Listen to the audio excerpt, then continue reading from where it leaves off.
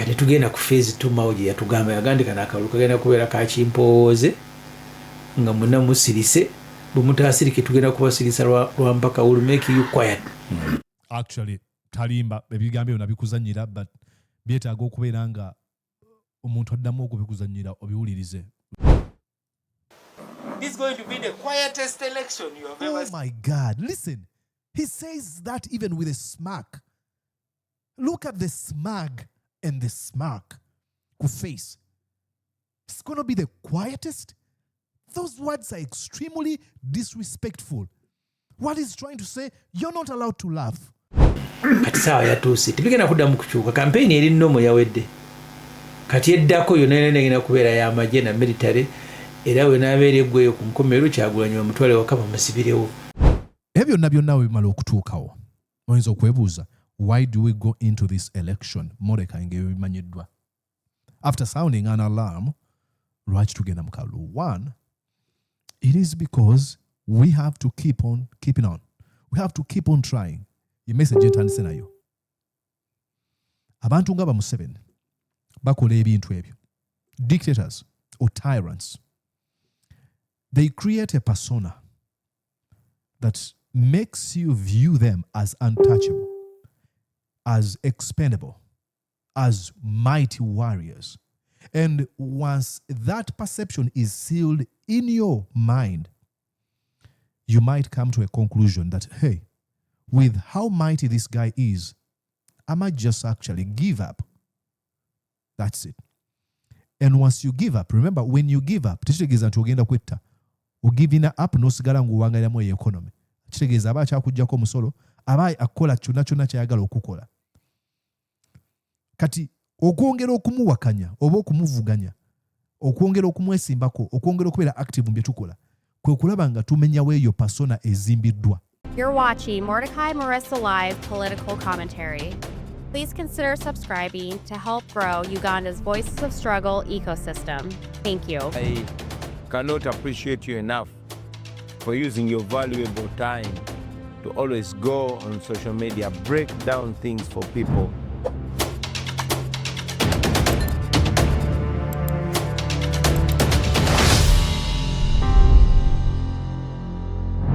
And yes, indeed, okusinziira munda mu ggwanga ali United States of America, ogamba otya okansubire nti oli bulungi nze Mordecai Marisa, era nga nkwaniza ku mukutu gu Mordecai Marisa Live.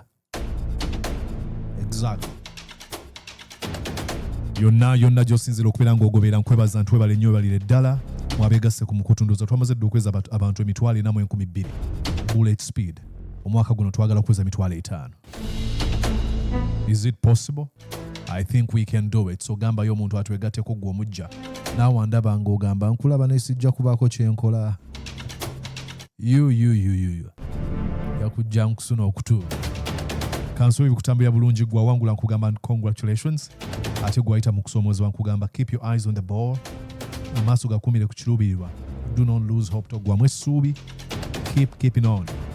Forward, upward, onward together. Bagezigezi batugamba nti winners never quit. Because quitters never win. Abawanguzi tebapowa kubanga abapowa tebawangula. So do not.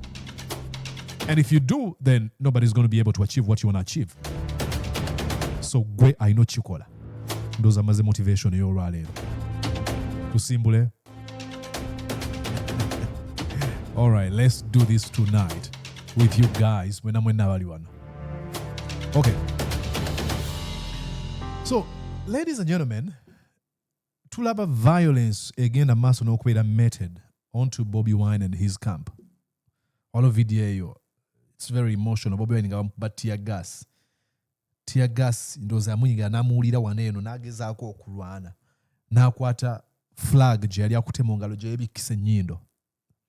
Ebyo eri abawagira NRM babiraba. That's funny. That's your prerogative. Please go on and find that funny. I don't. Museveni singa abayita mu buzibu. I'm not a fan of Museveni njagala ve mbuyinza as early as emyaka nga 20 emabega. But I do not want to wish him ebibi. Ye nga ye. Ng'omuntu. Ye ng'omukulembeze gwanga. I don't want to know. I've mu buyinza. Ne chimanyi muntu nganze. So mbasagala. You know, I think I told you that in a war against a monster, you have to make sure that you don't become a monster yourself. Bobo run say chukule kule, leka kufuka chukule kule nawe. Wabelewe njolo wakati woyo go run sa gola banga chukule kule nawo omuntu. Okay? So Ibrahim Semujju Nganda mbaka wa Chila Municipality yalabudde nti twiza okuba akaseera ka campaigns ez'emirembe kaweddeyo. That's really, really dangerous caution, warning, danger ahead, sign eyo, danger ahead. Kabi hatari bibyatekanga. And I understand where he's coming from. Mweno comment tugenda gezaako okubaganya birowoozo naawe. Agamba tulina kukola kimbino byonna byayogera. Kuba byayogera bituufu, one, kubanga tubirabyeko ebimu ku byo. Tugende tuwulirize byatugamba, then nja kumampa commentary yange. Let's go. Abamuvuganye yalekawoko bawulira ng'asobola. Kati Museveni akawulu kano yakeetegekera. Bw'obuuza abali munda bw'osobola okunyumirako nabo abamu. N'amanya n'emyaka gye gy'alina 85 mu butongole giyinza kusobola kubala alemeka. Fakti banga abasooka mu debate nga ayagala 5. Ne bamugamba n'amaana agamba nti kale tuzongereko agenda kukola laale 2 mu Uganda mulimu district 10 mwana mukaaga. Buli lunaku akola district 2. Ye yali agamba ayagala kuddayo mu nkola eri enkadde nga agenda constituency by constituency. Ne kati omuntu wakaddiwa abeerako abamulabirira abanga mwana muto. Kati tiimu ye n'emuga atajezisobola kati kwe kusigaza 2 agenda kulaala emu. Ate abantu bamukungaanyiza bukungaanya n'abasangawo n'ayogera n'amaana agenda. So kati campaign ya Museveni bali bagitegeka nga batunulira ebintu bibiri. Ekisooka emyaka, ekyokubiri obuwagizi. Obuwagizi bugenda bukendeera. Oyo n'okubupika n'obuyiiza. Kati ekyo bategeka ya Museveni bategeka neza mmwe. Ne bagamba nti kati bano Kyagulanyi tetujja mukkiriza mu kuyita mu kibuga kyonna ekirimu abantu. Balemererwa bulemererwa ng'ebiseera ebimu alina okubiyitamu ebibuga nga tolinayo walala ate gw'otasitule mu nnyonyi. Naye format yali nti tajja kukkirizibwa kuyita wali bantu. Electoral Commission erangira no procession, nothing. Kati ebyali byonna nga biteeketeeke. Museveni abeneraala entono ekirala. Kuba Museveni twakyogera ne wano ndowooza mirundi egyayita. Ekintu ekisinga okumumalako emirembe kwe kulengera omuntu amuvuganya ng'alina abawagizi. Kuva mu ntandikwa nze 96 yasanga ndi Makerere. Nagamba wano yaleeta ne fuuti ng'ayisa olukiiko lw'abamawulire ng'agamba nti nze nasinziza semwogerera abantu ku nomination e Kololo. Naye ntandise okuwandikiramu nti mpolampola. N'akuba fuuti n'agamba buli fuuti bw'eti egendamu omuntu omu. Napimye fuuti eziri e Kololo n'abantu 2 million. Semwogere eti yawezeza n'emu. Najja ku biseera bya Besigye bw'osoma akatabo ko Napito. Lumu Napito yanyumya baali Bushenyi. N'amuyita ekiro ssaawa 6. Ng'amugamba lwaki siraba nina abawagizi bangi naye nga sibalaba mu bifaananyi. Ojobuuze Kakande Enoka twakolanga naye amawulire ku Parliament. Yayingira mu I'll pause here and try to explain this. One, yali Winnie Byanyima yali mukyala wa Museveni. Public knowledge tekyetaaga public information tuwetaaga kubeera ogambe ekyama kyoyasiza buli muntu actually yakyogera n'okukyogera ye nnyini ng'atugamba. Yatugambako nti Museveni is a narcissist. Kati narcissist ye muntu mumanyi naye eri omuntu ayinza okuba nga awulidde ettaamu yeesooka. Ye muntu eyeyagaliza buli kalungi era nga yeetwala nti ye mulungi mu bonna. Bw'aba ayogera ebiseera ebisinga omuwulira akozesa nnyonze okusinga ffe. Ye kyakola ekyo kye kiba kisinga obulungi ekyabalala nga kibi nnyo. Takkiriza nkola ya bintu ndala okuggyako ye yokka. Kati kye kimuleetera okubeera nga afa okubeera nga afuna abantu bangi. Kubanga olw'okuba nti politics is a game of numbers, you cannot manipulate that. Either abantu obalina oba tobalina. Kati yeesanze mu kaseera akazibu nti mu narcissistic mindset gy'akaddiye nayo. Era omukyala y'omu Winnie Byanyima yatugamba nti is paranoid. Ali mu kutya okutagambika. Is lonely. Yali taata we nno taata wa Byanyima yatugamba Boniface. Yatugamba nti is lonely. Lona. Abeera awo. Ensi gy'awangaliramu lona. Kati ebintu byeyongera bweyongezi. Kati keekana akaseera akokulaba nga agamba mundeetera abantu musomba abantu kate engeri gyala Bobi Wine ng'abalina ndowooza akaaba n'okaaba amaziga ekiro katwala abalaba abaagala ennyo Museveni bagamba Museveni tough man. That's nonsense. Eno kane ensimbe John ebiseera ebyo ensimbe John twalina nga ku monitor. Museveni mu campaign katwala kuba nti akaddiye n'alwala naye ngamba oli abayita n'ababeerera ddala nga bafuse nga babe n'abaganda emmwe lwaki beesigye bamukuba nga alina abantu banyize nga sirina namugaa security tetukkiriza. Kati wala format ya Museveni olwaleero ng'ajja n'emmotoka n'asala mu bantu wakati ekyali kiteeketeeke luli yayitanga eno bbali n'agenda wali waatuula namugaa nti bayeno kaabo nti ekizibu toyagala kusemberera mu bantu katunakuba tutya n'abantu tukuba oli kyayogerako oyinza okuba tonnakitegeera kankulage Museveni kati yagamba njagala mu nkubi waakiri nga ndi n'abantu muteekeewo ekintu kati kwe kutandika okwekubisa ebifaananyi bino jjukira yali tayagala kubeera ng'asemberera abantu kati bw'aba tayagala kusemberera abantu then ajja kujja mu mmotoka tasobola kuba tayagala abantu bamukwatako abeeraliikirira gwe weewuunye omuntu oyo waali awayambadde masks ye ne mukyala we buli walaga abeera ayambadde mask kati bye bifaananyi waakiri mu nkube nga ndi n'abantu muteekeewo ekintu ekiringa ng'ekya Bobi Wine era singa abadde alinamu amaanyi agalinnya omulaba takyalina busobozi naye yeekubisa luli twali mu covid nga yeddusa mu State House amanyi okubeera ekkololo n'ayanguwa ne bagamba Museveni akyalina amaanyi n'akuba obuta kugezaako kuwakanya na biology. I'm not making fun of him. I think fenna lyekubo at the end of it all I'll be a fool. I'm headed that way. Myaka jja kutuuka nga nange sikyalina busobozi. Ne tukyogera ku butya Museveni ekyokuba ntakkiriza nti emyaka gituuse okuba kati ng'akola bino ebintu bwe biti. So Ibrahim Semujju Nganda kyagezaako okubeera nga nnyonnyolako. Yeri kati saawa zino gy'olabika ebeere TV ayita mu bantu wakati bwati bamukube n'abantu. So kati crowd zitawanya Museveni kati ku byakyagulanyi yamanya nti Kyagulanyi ono obutalaba nti alina abantu bangi kyenyina okukola n'ameemu kumuyisa mu byalo eyo mu Kalitunsi wawa n'entegeka ne venue nga eri wala n'abantu kuba Kyagulanyi talina busobozi busobola okusomba abantu ku mamotoka ba Museveni abasomba mabaasi muki kati bw'ogenza otuuka mu kibuga waliwo gye kitasoboka omuntu wagandi ngenda kuba alaala ekawempe almost ekawempe buli wamu waliwo abantu almost bw'ojja ewaffe ekira ebyalo ebyali baddeko abantu nga bikyalinamuko katakataka Nakwero Bulindo Nakwero Kijabijo Kibulogoma Kitukutwe naye nabeera abantu bangi baba basazeewo okujja kulaali Kibulogoma Kitukutwe Nakwero manya ki kakati Museveni ate mu kugendayo so kati campaign kye kyagifudde eri violent Museveni kye yali ateeseteese kyali nti Kyagulanyi tagenda kuyita wali bantu agenda kuba lali nga teziriko bantu kati olwo propaganda etandika nti opposition amaanyi gabagwamu nti nakawulu Museveni agenda kawangula n'ebitundu 8 ku buli 100 kati n'ebifaananyi biyambako because propaganda kuba nga ali believable oleeta ebifaananyi nga Kyagulanyi n'abantu bina n'oga nti abantu abamala dda and mubadde mulaba Bobi Wine bw'aba atambula bwe baba bamukuba bamulumba poliisi ekwata obutambi obwo bweyagala okukozesa okugamba bwe yagendanga ku nkuŋŋaana tewabeerangayo bantu ebimu ku byo y'ensonga ezimu ku zo then n'ekirala ogezaako okulondoola abantu abamu be balaba nga bayinza okuba bali charismatic nga be bakulembeddemu okubeera nga bakampeyini kubanga balwana okulaba nga buli kimu kitambula bulungi baba profiling ebintu bwe bityo naye kimu ku byo basobola okukozesa begamba gye yabadde tewabadde n'abantu nga footage bamwefunidde bokka kati kitabuka bukyatabuse naddala I think kuva Kawempe kati tugenda ku phase 2 mawuji yatugamba yagandika n'akalulu kagenda kubeera kakimpooze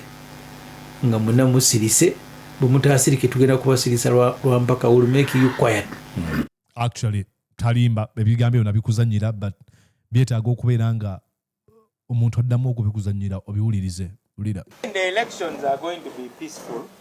There will be no processions. Tewagenda kubeera processions wano nga tetunaba nagenda mu campaigns. There will be no people gali, there will be no gali. You will announce where your rally is and you drive there straight. If the people are there, they will listen to you and then they go home. Then on election day, people will vote. Look at his face. Look at his face. If there's a thing that I would define as the disrespect of the year moment, this was it. Norbert Mao, where do you think you have the permission to talk to people like that? Who are you to dictate how people should respond? Ladies and gentlemen, let me try to explain this also again. There's a certain level of disrespect eri mu bigambo ebyo. Nti olangira gy'oli abantu like agezaako okugamba toteekeddwa kusanyuka nti bw'oba oli excited okulaba ku mukulembezeewo, don't be happy. Bwe sirika nyiiga genda gy'agenda eyo okuba olukuŋŋaana. Where do you get permission to talk to people like this? I mean, there's a saying bagamba nti you cannot shame shameless people, but still I still want to ask Mao, don't you feel shame ng'oyogera ebigambo bwe bityo? Obimanyi tradition yaffe, culture yaffe naddala mu byobufuzi ne mu byobukulembeze mu bululu. We are excited people all over the world, actually. All over the world. Naye gw'oyogera otya ebigambo bwe biti? Tewali kusanyuka, tewali gwe gendayo. I want you to look at his body language, the arrogance, the egotistical mindset, the detached from reality. Drinking too much kugundi kumwenge gubayita obuyinza ne gumutamiza takyasana kutegeera nsi gy'awangaliramu. And of course I tweeted or bagamba bata X kuba kati platform bagita X nga naye ayita mu tawuni awubira abantu nga tewali bantu olw'okuba talina ekyo kyekimu ng'omuntu atalina busobozi kuzaala baana n'atuuza press conference n'agamba mwenna temuddamu, tewali muntu alikirizibwa kuddamu kuzaala mwana. Bw'oba oyagala okuzaala omwana genda ku ddwaliro ogule mugule. Where do you get permission to talk to people like that, you Norbert Mao? That is stupid. That is bullish. It is disrespectful. It is arrogant. It is vile. It is disgusting. It is stupid to the core. You don't talk to people like that. Temugenda, what? Look at him. This is going to be the quietest election you have ever seen. Oh my God. Listen, he says that even with a smirk. Look at the smug and the smirk. Face. It's going to be the quietest. Those words are extremely disrespectful. What he's trying to say, you're not allowed to laugh. You're not allowed to be excited. You're not allowed to have the momentum, the flamboyancy that covers you, the enthusiasm that engulfs you when you know that a person you love is coming. Chechimungo muntu wanagamba nti omanyi final y'ekikopo cha Champions League, final y'ekikopo cha World Cup. Oba empaka zino zonna abawagizi mugenda kubeera mu kisaawe teri byakuseka. Eno z'empaka ye final egenda okubeerawo nga yekyasinza okubeera ensirifu. Why do you talk to people like that, Norbert Mao? These words will come back to haunt you. These words will come back to haunt you. Oh my God. Talk about getting drunk on power. Look at that face. Achogera seka n'okuseka. What do you mean? It's going to be the quietest? Who are you to define how people are going to respond? Nga basanyuse. In the world. It is going to be so quiet. And those who don't want it to be quiet will be made quiet. Oh my God. Sir Robert Chagulanyi. Oh my God. Mic check 1 2. Who does that?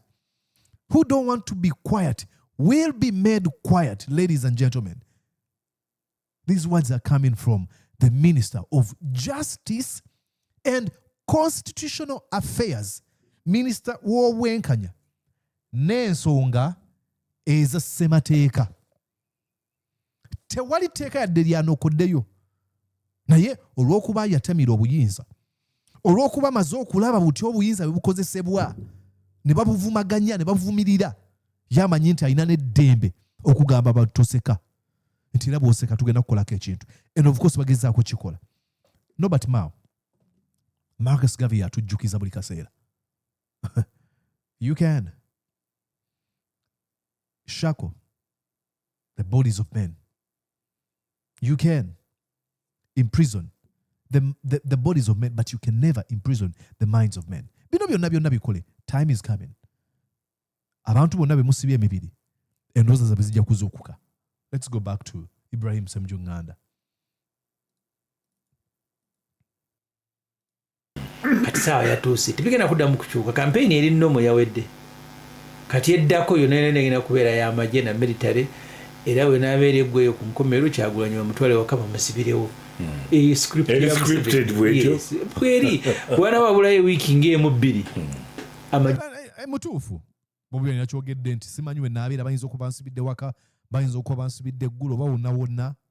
Gatandika okutambula mu Kampala ne Wakiso mu sululu mmoja batambule kolomu z'amagye nga nawe ozirengera n'ebimotoka naki.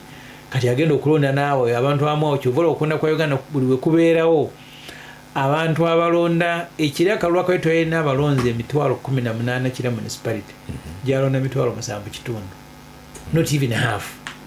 Abamu badduse bagenze mu byalo. Tulaba abasirikale batandika okutambula n'emmundu z'otalabangako. Lwaki batambula mu Kampala na Wakiso? Andi mu Kampala ne Wakiso mulimu ebintu bibiri. Ekisooka no agakukinyonyola. One ezimu ku nsonga ezimu ku zo kubanga ab'omu Kampala bayivu bali connected ne economy bwetambula. Then enkyukakyuka yonna etandikira mu bibuga n'okulwanira obwetwaze okwetooloola Ssemazinga Africa. Mu bibuga ogejja kusoma Accra, Ghana, Timbuktu, mu bibuga nga Monrovia, Nairobi, Kenya, Johannesburg, South Africa oba Durban oba Pretoria. Ebibuga kubanga beera abantu abasoma amawulire abawanyisa ensimbi buli kaseera nga bamanyi economy bweri abamanyi amateeka gatambula gateekati abantu bali politically and civically aware okusinga ab'omu byalo. So baagala nnyo okutiisa ffe abawangalira mu bibuga okusinga ab'omu kyalo be baazanyira ku President Museveni okubafuga obumbula abeera ayamba bayambe ogwa ku mukadde mu nnaku muzibu asula ku ttaka. Kalonda Musevenize n'omugamba tosaana munyiigira omukwati obukwati bwa kisa kubanga baba mukubadda psychologically. It is really sad. Now, ebyo byonna bimala okutuukawo oyinza okwebuuza, why do we go into this election? Mordecai ng'ebimanyiddwa.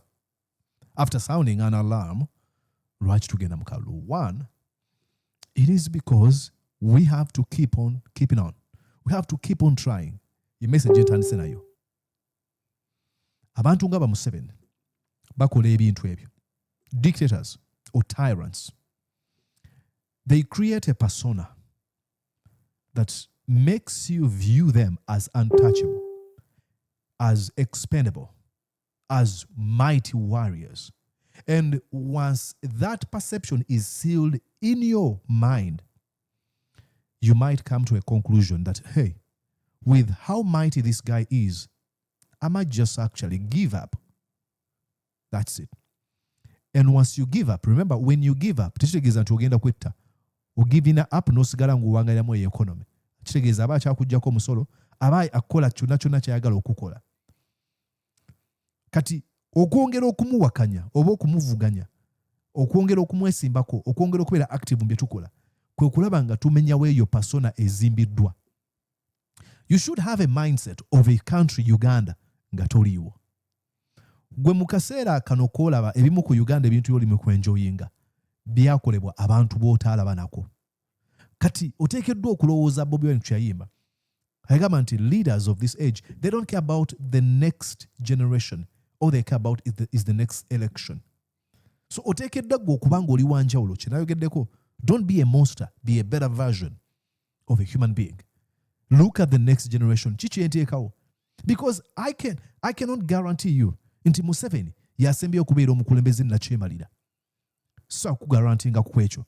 Kyokka ekisinga okubeera ekikulu, ekibuuzo, kyeki kye tukola nga tumbisa bya bannakyemalira bye bisikiriza omulembe oguddako. Negamba kitange yakola bw'ati. That spirit. So teekeddwa okugenda mu bino byonna nga tuwakanya mwami Museveni, nga tugezaako okumenya ekifaananyi kyazimbye. Kubanga tetumanya nkyukakyuka ejja ddi. So lwaki tugenda nga tugamba maybe this time round. Giving up Museveni kyayagala. He wants to create bakiyita political apathy. Abantu nga badetaches nga tebabifaako ebyobufuzi. Kasita agenda n'akuba akayimba kitumbuwa ono tomunoma ako simanyi oba akayimba konna akaliko e Uganda. n'ogenda n'onywa omwenge n'onyumirwamuko sina buzibu n'abantu babikola tompulira obubi sina bana bikola naye kasita ofe nnyo ku masanyu then yaba ayisaawo bwe njogera ku ebyo nandyagadde okusomera ekitabo Nowa Muchomusiki era yakiwandiikako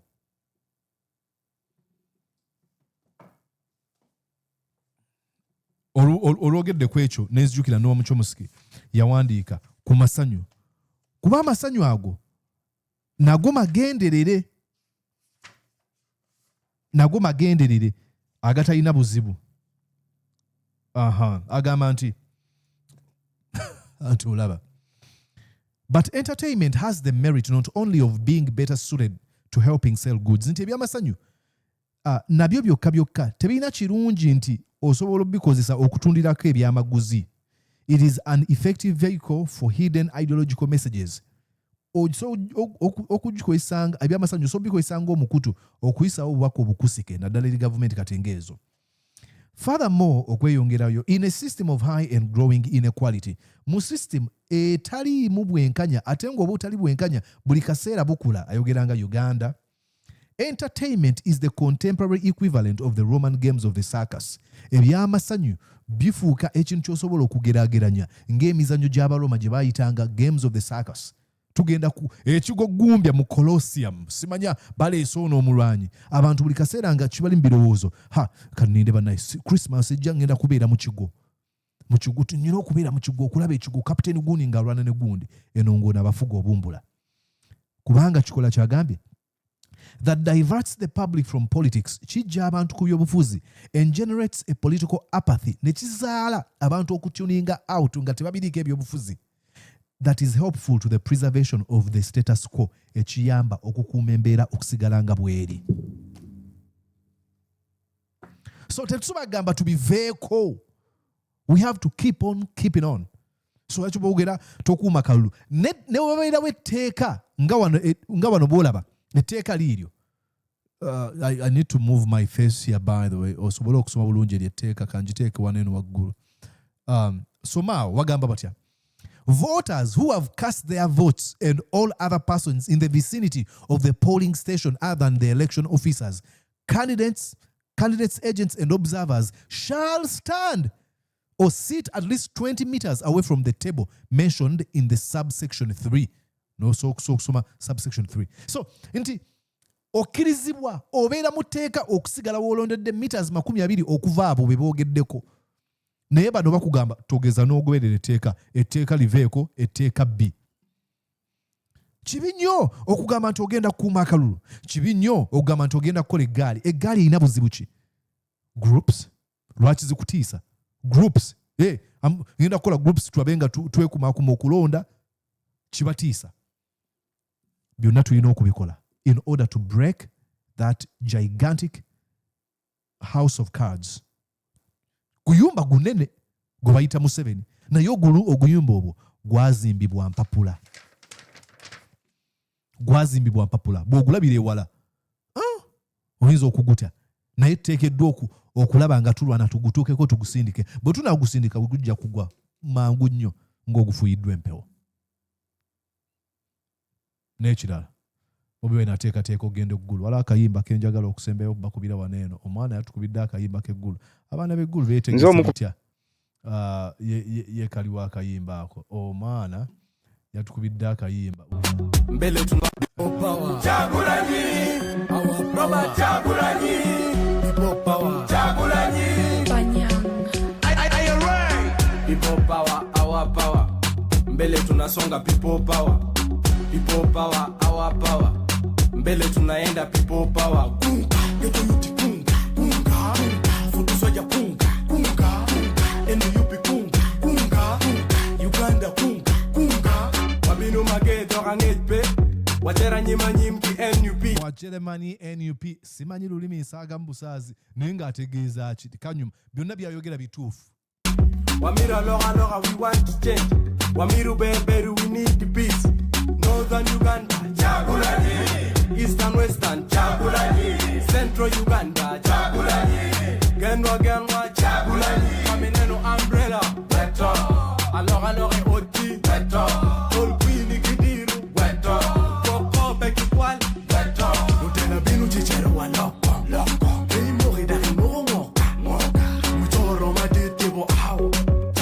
wamaji